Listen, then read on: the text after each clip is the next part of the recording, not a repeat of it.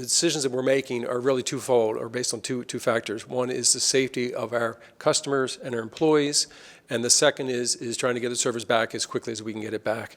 So with that, we've been obviously closely watching the forecast and receiving updates regularly from the National Weather Service. And we've been coordinating with all the jurisdictions, our partners, as well as the Office of Personnel Management on behalf of the federal government. And as you all know, the blizzard warning has been issued this afternoon, a very serious issue that we're all facing in the region. And we expect the impacts to last through the weekend and into early next week. Beginning tomorrow at 4 p.m., we will activate our Emergency Operations Center, and everyone from all of our key departments will be there to deal with any issues that come up. Regarding changes in Metrorail, on Metrorail, we expect ridership to be lighter tomorrow, given some of the closings and early dismissals. So you will probably see a little less rush hour trains in the morning, but we'll be able to handle that and react accordingly. Service will be operating on Metrorail tomorrow from 5 a.m. to 11 p.m. And then at 11 p.m. Friday, the Metro system will be closed and will remain closed all day Saturday and Sunday. In the interest of the customers and employees' safety, to allow a faster recovery time, once the storm passes, Metro will protect hundreds of the rail cars by storing them in our tunnels during this period. Information regarding the restoration of the service will be provided via broadcast media outlets, social media, Metro's website, WMATA.com, and the Metro Alert System, email and text. In the area of bus service will begin the day tomorrow, Friday, on what we term as the severe snow plan. And that plan you can find on our website at WMATA.com. And basically under that program, we will be providing service on major corridors throughout the region and only on those corridors. This limited bus service plan enables basically safe travel during daylight hours, and then ensures that our customers and employees are not stranded. So we're not putting out service in the morning that we cannot have in the afternoon due to the storm. So we will put out what we can deliver and make sure that we get the people home that we sent out. Bus service also will be suspended at 5 p.m. tomorrow. Tomorrow. The last buses will depart from origin points at 5 p.m. and then after that, that service will be suspended as well on Saturday and Sunday. Finally, for safety reasons, MetroAccess service, our door-to-door service for riders with disabilities will be suspended tomorrow after 6 p.m. To prevent anyone from being stranded, we will not begin any outbound trips after 1 p.m. So basically, we will get people to their appointments and then get them back. And in closing, I want to emphasize that we've been working very hard over the last week, both in planning and in staging equipment and working through the details of the plan going forward. We've canceled all track work, obviously, to make sure that we have all the personnel available that we will need to keep get the system back up and running as quickly as possible. Just to put this in perspective, we do have more than 130 miles of above-ground track miles and over 50 above-ground stations. So you can imagine moving 2 foot of snow off of the tracks and off of those stations. I encourage everyone to sign up for Metro Alerts, which gives you, it's our free email and texting notification, which will give you up-to-date information. And just in one final comment, we definitely understand the importance that Metro plays in the region, for the entire region, but it's our responsibility to make sure that everyone, our customers are treated and transported safely, and our employees are safe, and that we recover as quickly as possible. So with that, I'd be glad to take any questions that you may have. We did, yes. The question was, did we consider keeping the underground service going? We did. There's a few things there. One is with a blizzard with the high winds, there's a concern of power loss, and we would not want to have power loss in the underground tunnels where both we're using our resources and also other emergency medical resources that come down into the tunnels if power is lost, and that's a real possibility that would be. The other thing, obviously, it provides us the opportunity to basically shelter the equipment so that we can get up and running much quicker.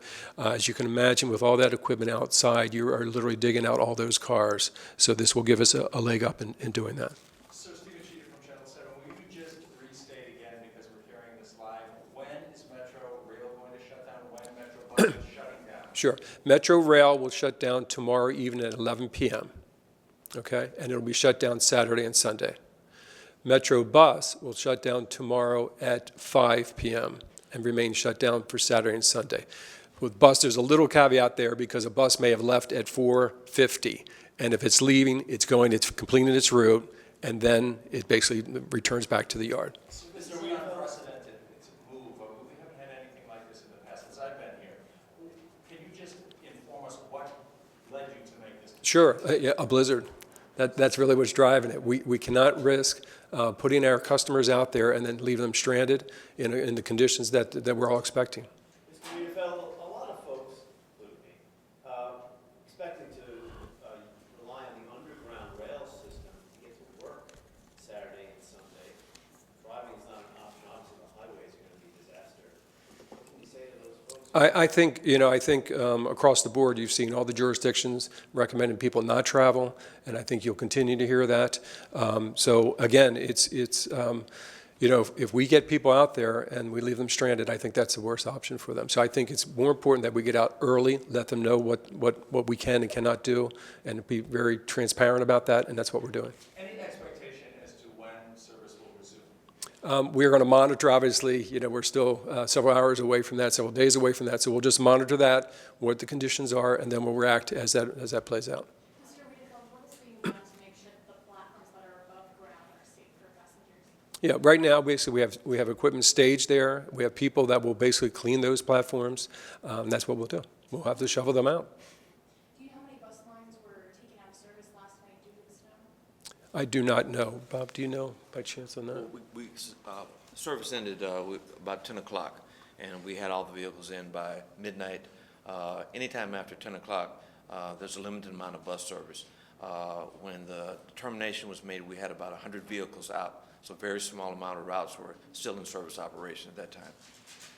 Lauren Martin from Channel 5. Just want to clarify, so you're not guaranteeing that Monday service will resume, that's going to depend on what the situation is? Right, exactly. I'm just, we're going to, just like everyone else, we're going to work through as hard as we can. The plan here is to basically use Sunday as a cleanup day, but let's see how the storm plays out first. And then also for tomorrow, you're expecting later volume. Are you at all encouraging people to stay home even tomorrow? I think all the jurisdictions, are doing that. I mean, the mayor's shutting down, for instance, non-essential employees at noon tomorrow. So I think that'll play out through the whole region. Mr. Wiedefeld, road crews say once you get to like 2.5 feet of snow, if you get that much, plowing becomes almost impossible because there's almost nowhere left to put the snow. It has to be trucked out. For instance, the blizzard of 2010, DC trucked thousands of tons of snow out to RFK Stadium. What kind of threshold are you looking at on these outdoor stations? How do you clear, say, 2 feet of snow from the third rail area? Where does it go? All right. And that's again part of our strategy is to basically give us the opportunity to keep on top of that by constantly plowing. So that's exactly why we want to keep the system closed for those 2 days, because we feel once you lose it, it's awful hard to get back. So if we keep moving the snow, I think we're in a much better position. Yes, ma'am. Megan Clardy with WTOP. I'm wondering if the trains aren't running, is there a possibility you'll be unaware of cracked rails or any mechanical problems you might encounter on the No, what we'll be doing is we'll be plowing the rails, so we'll keep them clean, and before we start service, we will go through with an inspection of the entire system. Will workers be shoveling, for example, the platforms that are above ground I'm and gradually piles up really quickly? I'm sorry. Will people be shoveling? Yes, we have shovels, we have little front loaders and things of that sort. Any chance you might open Sunday if this thing turns out to be not that bad? Let's see what the day brings tomorrow and Saturday. Is this unprecedented? I don't know if it's unprecedented. I don't know if we have anyone that's been around that long, but again, I think it's dealing with the circumstances in front of us and doing what we think is best for the customer's safety and our safety. How many extra staff are ready to respond to the disaster as opposed to normal? Basically, we have essential and non-essential employees, so all the essential employees will be here.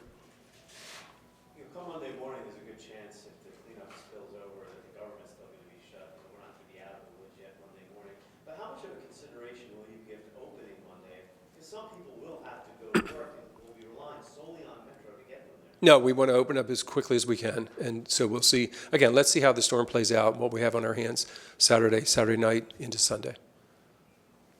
Yes, sir. When will the last outbound trains Friday night from the downtown core? Do you have that, Rob? 11 o'clock.